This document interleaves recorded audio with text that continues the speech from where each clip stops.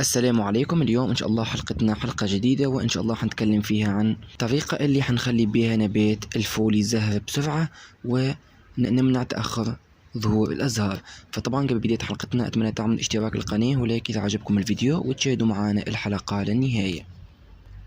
طبعا في ناس بتشتكي من تأخر ظهور أزهار الفول الأخضر، وطبعا الفول بيبدأ يزهر بعد تقريبا شهر أو شهر ونصف من الزراعة. فطبعا الناس تبدأ في زراعة الفول وتتفاجئ أنه بعد مرور شهرين أو ثلاثة الفول ما بدأش في التزهير، وطبعا كذلك النبات يكون ما فيهش أزهار أبدا بعد مرور مدة طويلة.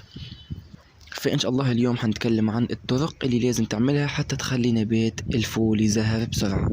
طبعا مثل ما تكلمت انه ازهار الفول تظهر بعد شهر او شهر ونصف من الزراعة، طبعا على حسب حالة المكان المزروع فيه وعلى طبعا على حسب حالة التربة وكذلك نوع البذور. فطبعا اول طريقة حتى نخلي بها أزهار الفول تظهر هي إنه إحنا نسمد بالسماد الأزوتي. طبعا السماد الأزوتي حيسرع نمو النبات وبالتالي حيسرع ظهور الأزهار بالشكل هذا لاحظنا أمامكم.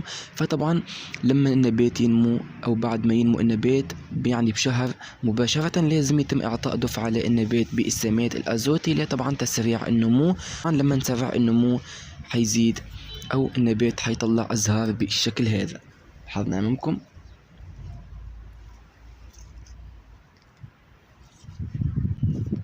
وطبعا ثاني طريقة لازم نتجنبها، طبعا لازم كل الناس تتجنبها، انه احنا نروي النبات بكثرة.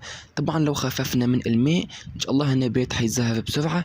طبعا الري يكون كل اسبوع، بنروي رية بالغمر ويعني نروي كل اسبوع فقط، وممنوع انه احنا نروي كل يوم، انه طبعا كثرة الري حتساهم في استطالة ساق النبات وبالتالي حيعطي اوراق فقط والازهار حتتأخر.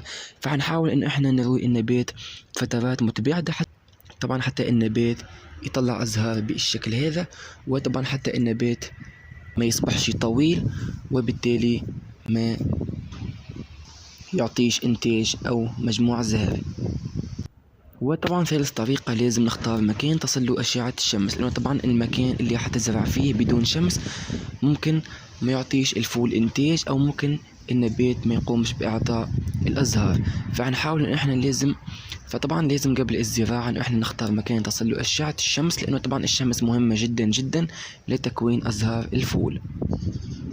وطبعا في نهاية الحلقة أتمنى تكون عجبتكم، أتمنى تكونوا عرفتوا الحل لمشكلة الأزهار، وإن شاء الله ملتقانا في الحلقات المقبلة، وشكرا والسلام عليكم ورحمة الله تعالى وبركاته.